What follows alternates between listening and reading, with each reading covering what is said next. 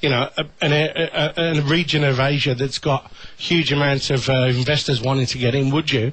The greed would probably take over. Okay, so it's not your house that's being sold. So Then it's I'm your dead neighbour 2 days. Then I'm dead against Yeah, it. this is the problem, isn't it? Now, Kelly O'Dwyer is a Liberal MP. She's also the chair of the Economics Committee that's run an inquiry into foreign investment, and she joins us now. Hi, Kelly. Hi, Sarah. Hi, Dicko. Now, we're reading there's about 100 real estate firms in China that have sprung up to exclusively sell Australian property to wealthy Chinese investors. Can you sort of explain to us how this all works, what they're exactly doing and what the process is? Well, look, we're currently conducting an inquiry at the moment that's looking at foreign investment into residential real estate. And we've got a framework in place that distinguishes between new dwellings that are built and existing dwellings, so existing homes. And there are different rules that apply to both. But in any event, anybody who is a foreigner who actually wants to purchase either an existing dwelling or a new dwelling has to go through the Foreign Investment Review Board. So do you want me just to explain the difference between those two and how it operates under the current framework? Sure, go for it. So at the moment, if you're a foreign investor who's a non-resident, you can actually invest in and purchase either for yourself for a dwelling or for an investment property, a new dwelling here. So, for instance, you might invest in a new apartment complex or a new apartment, and you can apply to the Foreign Investment Review Board. So we're talking something off the plan there, yeah? Yeah, something off the plan, something that's actually going to add to housing stock in Australia. So the way that our foreign investment framework is set up at the moment is that, you know, it's a benefit to Australians when you increase the dwelling stock. So when you have multiple properties built, whether it's apartments or number of units, new property that will either be sold to Australians or that Australians can rent. So what about my Des Res on the North Shore that's been around for about 80 years? So now there are restrictions that apply to that. So if you've got an existing house that's there at the moment and you're a foreign investor who's a non-resident, at the moment under the existing rules you can't purchase that property. Now if you are a permanent resident but you're a foreign investor, so you're here on a particular type of visa that lasts for over 12 months, you can apply to the Foreign Investment Review Board and say, I need a permanent place of residence here, and so I'd like to purchase that particular property for the period of time that I'm here. But under the current rules, as soon as you leave, within 3 months, you're meant to sell that property. And the question that we're asking is, are the current rules being followed?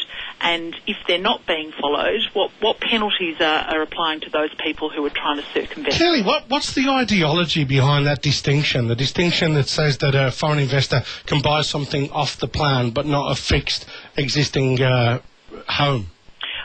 Well, they can, if it's a new property that's been built, they can apply to purchase it. I know, but what's the ideology? What's driving that? Because it's behind it is because you're adding to the stock that's here. So you're either so it's got benefits in multiple ways to Australia. Either you're building a new property, so the builder gets employed, the suppliers, that it's providing employment, adding a boost to the economy, and actually providing those benefits, and it's providing increased stock to people to be able to purchase or rent. So under these rules now, Kelly, what we're talking about here, these real estate companies that market and sell exclusively to foreign investors, are they breaking the rules or is this within the rules? Well, it's an interesting question, and that's what we're actually having a look at the moment with our inquiry.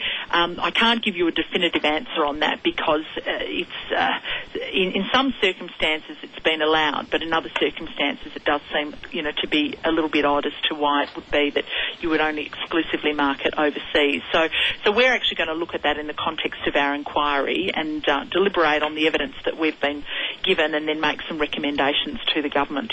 Is it fair that Aussies don't get to have a crack at these homes? They don't even know they're on the market? Well, that's a question that we'll have a bit of a think about. Certainly, it does seem a little strange that you wouldn't provide the opportunity to people both here and overseas to be able to purchase a property, and we'd actually look at why it is that people say that they need to be able to exclusively market overseas as opposed to being able to market. I guess the inference is, Kelly, is that you're going to get more money for your property, really. If someone comes to you and says, look, you don't have to put a sign up, you don't have to put it on the market, but we think we can actually get $500,000 more if we sell it this way than if you put it on on the market for your neighbours to come round?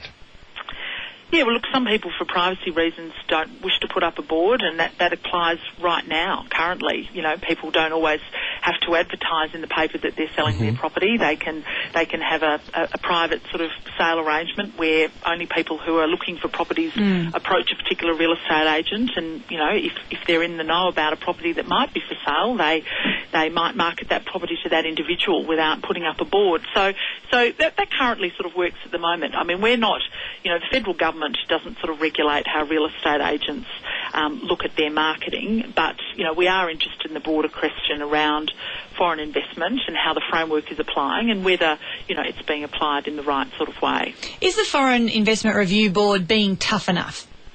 Well, we've heard evidence from them that they've got pretty strict rules when it comes to people who do the wrong thing. It's currently under the criminal code, and I asked them some questions on notice as to how many prosecutions have taken place. We're waiting for the response back from them on that question, but my understanding is that there haven't been... I can imagine there've been none, actually. Yeah. that have taken place to date. And, you know, the question has to be asked, well, you know, is it right to be under the criminal code, or should we be able to find people who do the wrong thing? So these are some of the questions that the committee is grappling with at the moment. Okay, Kelly, thank you so much for your time this afternoon. Terrific. Great to be with you, Sarah. Yeah. Dicko.